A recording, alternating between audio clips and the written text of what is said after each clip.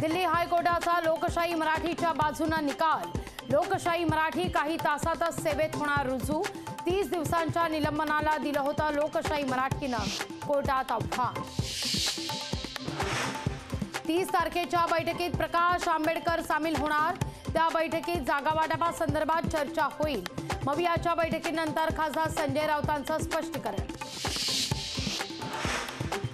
शांततेच्या मार्गाने मुंबईला जायचंय, आरक्षण घेतल्याशिवाय मुंबईहून परत यायचं नाही।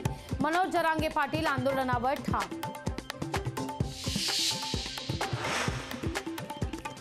जरांगेंच्या आझाद मैदानावरील उपोषणाची पोलिसांनी नाकारली परवानगी। आझाद मैदानाची क्षमता नसल्याचं स्पष्टीकरण। आंदोलनाकरता सुचवलं नवी मुंबईतील इंटरनॅशनल कॉर्पोरेशन पार्क मैदान। मुंबईत 15 दिवस जमावबंदीचे आदेश। 23 जानेवारीपासून 6 फेब्रुवारीपर्यंत जमावबंदी लागू। प्रजासत्ताक दिनाच्या पार्श्वभूमीवर पोलिसांचा कडेकोट बंदोबस्त। मराठा आरक्षण देणारच, काल आणि आजही तीच भूमिका। एकनाथ शिंदेंची आरक्षणावर प्रतिक्रिया। इतर समाजाला धक्का न लावता आरक्षण देणार, मुख्यमंत्र्यांचं स्पष्टीकरण।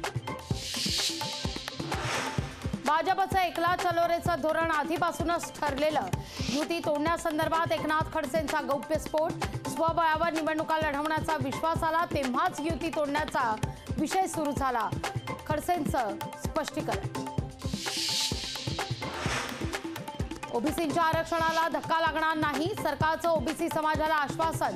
सरकारनं शब्द पाळला नाही तर आंदोलन करू, बबनराव तायवाड यांनी दिला इशारा। विठ्ठल सहकारी साखर कारखान्याचे चेअरमन अभिजित पाटलांसह संचालक मंडळावर गुन्हा दाखल। राज्य सहकारी बँकेचे थकीत कर्ज असल्यानं गुन्हा दाखल। खिचडी घोटाळा प्रकरणामध्ये संजय राऊतांचे बंधू संदीप राऊत यांना ईडीकडून समन्स। पुढील आठवड्यात चौकशीला हजर राहण्याचे आदेश। अजित पवार यांच्या ताफ्याला मराठा समाजाकडून काळे झेंडे। अजित पवार यांनी दौरा रद्द करावा, आंदोलकांची मागणी। मराठा समाजाला उद्देशून केलेल्या विधानानंतर आंदोलक आक्रमक। रवींद्र वायकर यांना पुन्हा ईडीचं समन्स। 29 तारखेला चौकशीला हजर राहण्याचे आदेश।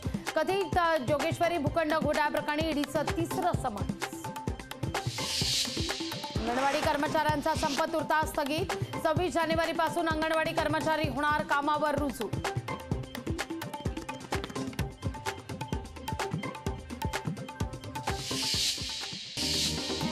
मराठा आरक्षणाकरता आझाद मैदानात स्टेज उभारणी सुरू असताना पोलिसांकडून नोटीस।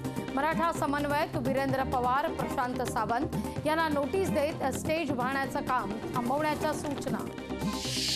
मराठा मोर्चाच्या पार्श्वभूमीवर मुंबई पोलीस ऍक्टिव्ह मोडमध्ये। मोर्चात सहभागी होणाऱ्या कार्यकर्त्यांना पोलिसांच्या नोटिसा। मराठा सर्वेक्षणात दुसऱ्या दिवशी सुद्धा गोंधळ। तांत्रिक अडचणींमुळे सर्वेक्षण काम ठप्प झाल्यानं कर्मचाऱ्यांसह नागरिकांना मनस्ताप। जरांगेंच्या रॅलीमध्ये बीड जिल्ह्यातील एक शेतकरी बैलगाडी घेऊन सहभागी। आष्टी तालुक्यातील ज्ञानेश्वर चिरके हा तरुण बैलगाडी घेऊन मुंबईच्या दिशेनं रवाना। मुंबई उपनगरातील अनधिकृत बांधकाम काढण्याचे प्रशासनाला आदेश। मालाड मालवणी परिसरातील बेकायदेशीर आस्थापनांवर कारवाई करा, लोढांकडून प्रशासनाला आदेश। धाराशिव जिल्ह्यातील 50,000 कुटुंबांचं मराठा सर्वेक्षण पूर्ण। सर्वेक्षणातील तांत्रिक अडचणी दूर करून सर्वेक्षण पूर्ण। शेकडो शेतकऱ्यांचं अप्पर वर्धा धरणाच्या पात्रात उतरून आंदोलन। धरणात गेलेल्या शेतजमिनीला 30 लाख रुपये आणि कुटुंबातील एकाला शासकीय नोकरी देण्याची मागणी। शरद पवार गटाच्या अभिजित पाटलांसह संचालक मंडळावर गुन्हा दाखल।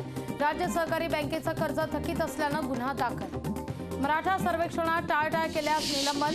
छत्रपती संभाजीनगर पालिकेचा शिक्षकांना इशारा। कल्याणमध्ये सर्वेक्षणाच्या कामाचा विद्यार्थ्यांना फटका। शिक्षकांना सर्वेक्षणाच्या कामात जुंपल्यामुळे गेल्या 3 दिवसांपासून शाळेला कुलूप।